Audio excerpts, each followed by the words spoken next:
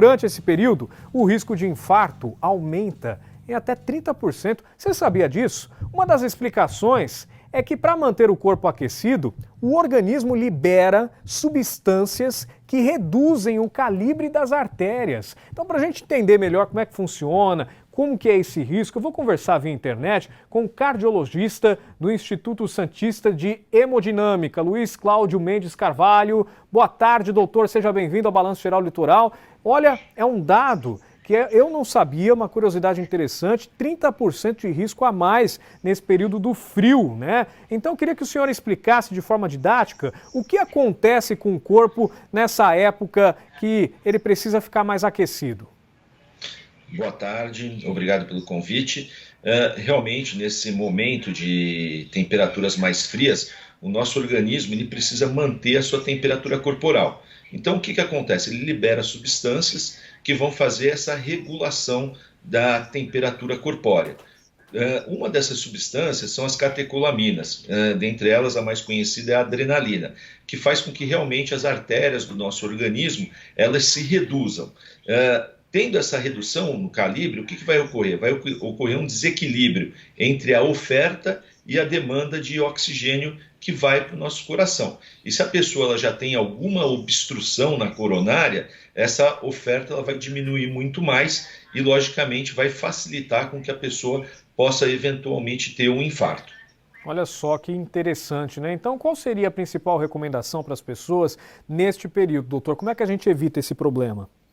É fundamental que as pessoas elas se mantenham aquecidas, né? Para você ter uma ideia, a gente no fim de semana agora estava bastante calor e hoje a gente já está, desde ontem a gente já está com um período mais frio. Para você ter uma ideia, cada vez que você tem uma redução de 10 graus na temperatura, você sai de um ambiente muito quente e vai para um ambiente frio, esse risco de infarto ele aumenta em cerca de 7%.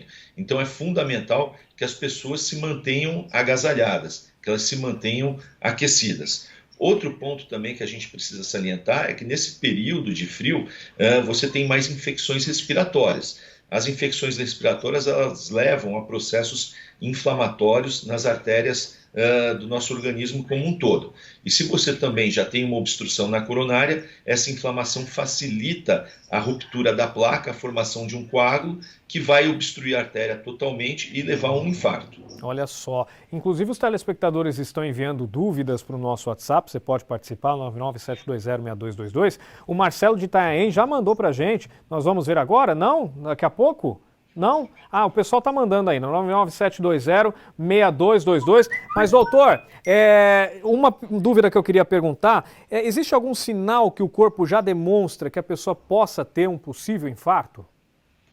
Na realidade, assim, a dor no peito é o sinal mais clássico em relação à sintomatologia de infarto. Então, se essa pessoa ela começa a ter uma dor no peito, essa dor geralmente ela pode ser tipo uma pressão, uma queimação ou até mesmo um desconforto. Essa dor ela é irradiando para os braços, para a região das costas, para o pescoço, associada a suor frio, náusea, vômito e às vezes falta de ar. Quando isso ocorre mais de 15 a 20 minutos, é um grande sinal que a pessoa ela possa estar tendo um infarto. E nesse momento o que ela deve fazer é procurar ajuda. É verdade, então não deixe para depois. Inclusive, se a pessoa ignorar esse tipo de sinal, as consequências são terríveis, né, doutor? Exatamente, isso pode levar a óbito. Então, por exemplo, agora nesse período, principalmente de pandemia, que as pessoas têm medo, às vezes, de procurar serviços hospitalares e ficam em casa e postergam o atendimento, a gente tem visto um aumento de mortes domiciliares por conta de infarto agudo do miocárdio.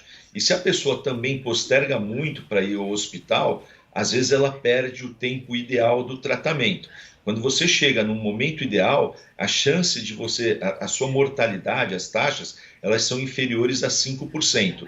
Se isso demora muito, essas taxas elas são até maiores que 50%. Então é fundamental, quando a pessoa estiver tendo algum tipo de sintoma, que ela procure ajuda médica o mais rápido para também ter o tratamento no momento ideal. Tá certo. E agora, para reforçar de maneira objetiva, para a gente se prevenir nesse frio, o que tem que fazer? Então, se agasalhar, isso é fundamental. mesmo estando em casa, é fundamental fazer algum tipo de atividade física, porque no inverno as pessoas deixam de fazer atividade física, ter uma alimentação menos calórica, porque a gente sabe que no inverno as pessoas tendem a comer alimentos mais calóricos, então frutas, verduras, deve ser parte do nosso cardápio, e também beber bastante líquido, porque o líquido ele faz com que o nosso corpo ele fique hidratado, e quando a pessoa ela tem uma desidratação, e às vezes no inverno isso também ocorre, o sangue ele fica mais viscoso, facilitando a ocorrência de infarto. E por fim, a gente deve falar que as pessoas devem tomar as vacinas de gripe e pneumonia, para evitar as infecções respiratórias, os processos inflamatórios e assim prevenir também um infarto agudo do miocárdio. Tá certo. Doutor, algumas dúvidas chegaram, mas hoje não vai dar tempo, a gente vai ter que marcar um outro dia para reforçar sobre esse assunto e muitos outros que a gente pode abordar. O senhor está de portas abertas, pode voltar via internet, sempre aqui para o Balanço Geral. Muito obrigado pela sua entrevista, viu? Eu que agradeço pelo convite e a gente está sempre à disposição. Um abraço para o senhor, bom trabalho. Um abraço.